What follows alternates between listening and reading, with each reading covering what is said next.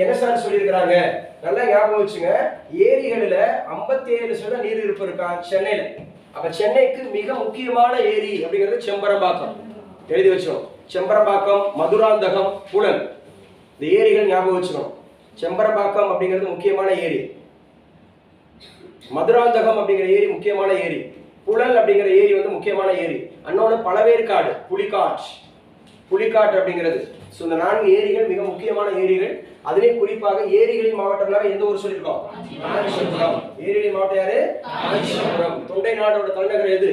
காஞ்சிபுரம். தொண்டை நாடு டேஸ் உடைத்து தொண்டை நாடுன்னு சொன்னாவே யார் டைனஸ்டி? அப்படிங்கிறது ஞாபகம் வச்சுக்கணும். பல்லவர்கள் அப்படிங்களுடைய தலைநகரம் காஞ்சிபுரம். அப்ப செங்குன்றம், அங்கதான் புழல் ஏரி இருக்கு. புழல் ஏரியை காமிச்சிருக்காங்க. சென்னைக்கு அருகே செங்குன்றத்துல புழல் ஏரி, அது மாதிரி சொல்லியிருக்கிறாங்க. அதே மாதிரி நெம்மேலி, இது முக்கியமான பிளேஸுங்க, மெயின்ஸுக்கு முக்கியங்க. நெம்மேலி